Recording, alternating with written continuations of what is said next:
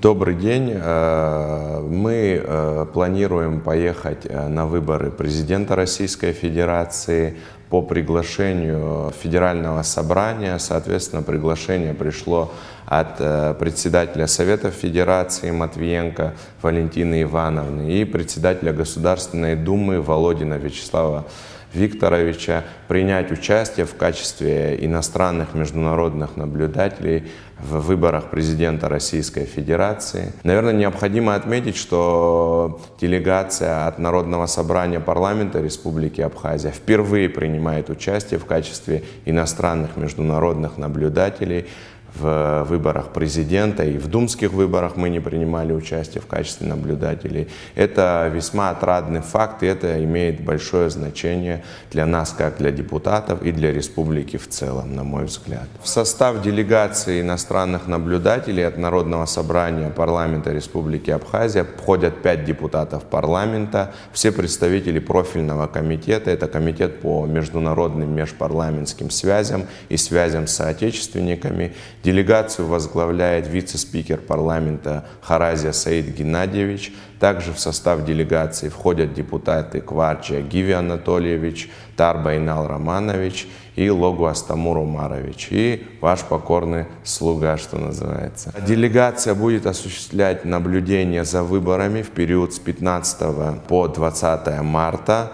Мы изъявили желание осуществлять наблюдение за выборами на территории центрального, если можно так сказать, округа, то есть Москва, Московская область, но еще точно не знаем, куда именно нас распределят. По приезде в Москву мы должны будем в соответствии с законодательством Российской Федерации пройти процедуру аккредитации в Центр избиркоме Российской Федерации и получить соответствующие удостоверения иностранных международных наблюдателей. Также, наверное, необходимо сказать и о том, что внутри парламента проходило совещание, на которое был приглашен руководитель ЦИК Республики Абхазия Гоги Тамаз, который рассказал о том, как проходит процедура подготовки к выборам на территории Республики Абхазия, сколько участков для голосования будет открыто, это 20 участков для голосования, какая предварительная работа проводилась, какая работа проводилась посольством Российской Федерации, Россотрудничеством и, конечно же, ЦИКом Республики Абхазия. Необходимо отметить, что была проведена очень широкая информационно-разъяснительная работа для выборов президента Российской Федерации. И я думаю, что это не случайно, потому что к выборам президента приковано внимание политиков, журналистов и людей всего мира. От выборов президента Российской Федерации зависит конфигурация и расстановка сил во всем мире.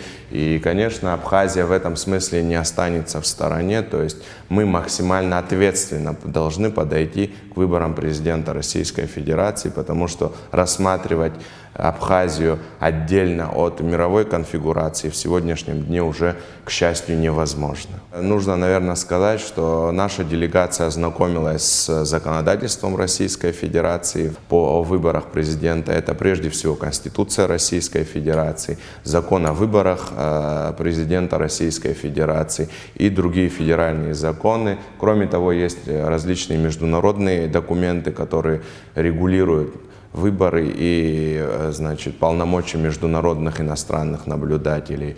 Наша делегация едет достаточно подготовленной в этом смысле на выборы. Конечно, мы будем держать вас в курсе информации онлайн, что называется. То есть будем связываться, наверное, и на предварительном этапе перед выборами, и, соответственно, в день выборов и после них. То есть подведение итогов выборов будет, скорее всего, проходить 19 числа. У абхазских, парламентариев и у представителей абхазского эстеблишмента, да и не только, у народа Абхазии уже есть достаточный багаж, знаний и опыта в проведении настоящих демократических выборов. Я думаю, ни у кого нет сомнений, что в Абхазии не раз проходили выборы с соблюдением всех демократических норм, абсолютно честно, открыто, с соблюдением конкуренции здоровой. И в этом смысле, конечно, мы наберем дополнительный опыт проведения выборов, тем более в преддверии выборов, которые предстоят провести нам в 2019 году.